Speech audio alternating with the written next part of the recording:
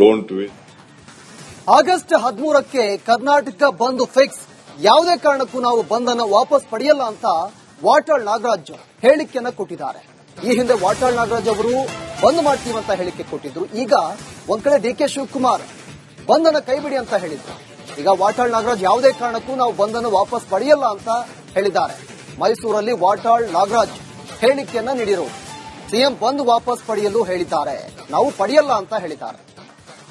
ಹೋಗ್ಬೇಡಿ, ಬರೀ ತಮಿಳುನಾಡಿಗೆ ನೀರು ಬಿಟ್ರೆ ಮುಗಿಯಂತದ್ದಲ್ಲ. ಏನ್ ಮುಖ್ಯಮಂತ್ರಿಗಳು ನೀರು ಬಂದ್ಬಿಡ್ತು, ಯಾರು ಹೋಗ್ಬೇಡಿ, ನೀರು ಬರ್ತಾ ಇದೆ, ಬರೀ ಅವರೇ ಬಡ್ಕತಾ ಇದ್ದಾರೆ ಜನಕ್ಕೆ ನೀರು ಬಂತು ಅಂತೇಳಿ.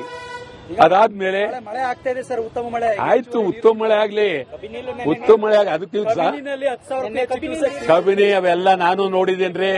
ನಮ್ಮೂರ್ ಕೆರೆಗೆ ನೀರಿಲ್ಲ. ಏನಾದ್ರು ಬಂದು ವಾಪಸ್ ಆಗುತ್ತೀರಾ ಹೇಗೆ ಅಂತ ನಾನು ಹೇಳ್ತು, ಒಂದ್ ನಿಮಿಷ ಬಂದು ಸ್ವಲ್ಪ ಕೇಳಿ ನೀವು. ನಮ್ಮೂರ್ ಕಾಲುವೆಗೆ ನೀರಿಲ್ಲ, ಗರ್ಗೇಶ್ವರಿ ಕಾಲುವೆ ನೀರಿಲ್ಲ, ಗೊತ್ತಾಯ್ತಾ? ಈ ಕಡೆ ಮಂಡ್ಯ ಕಾಲುವೆಗೆ ನೀರಿಲ್ಲ. ನೀವು ತಮಿಳುನಾಡು ನೀರು ಬಿಡಕೇನ್ರಿ?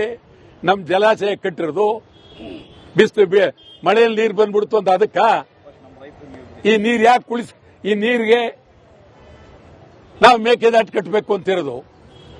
ಈ ನೀರಿಗೆ ಮೇಕೆದಾಟು ಕಟ್ಟಿದ್ರೆ ಸಮುದ್ರಕ್ಕೆ ಹೋಗೋ ನೀರು ನಮಗೆ ಉಳಿತದೆ, ನಿಮಗ್ ಬರುತ್ತೆ. ನಾವು ತಮ್ಗೆ ಹೇಳ್ತೀವಿ ಕೇಳಿ, ಮೇಕೆದಾಟು ಯೋಜನೆ ಆಗಲೇಬೇಕು. ಇದು ಬಂದ್ ಕಾವೇರಿ ನೀರು ತಮಿಳುನಾಡಿಗೆ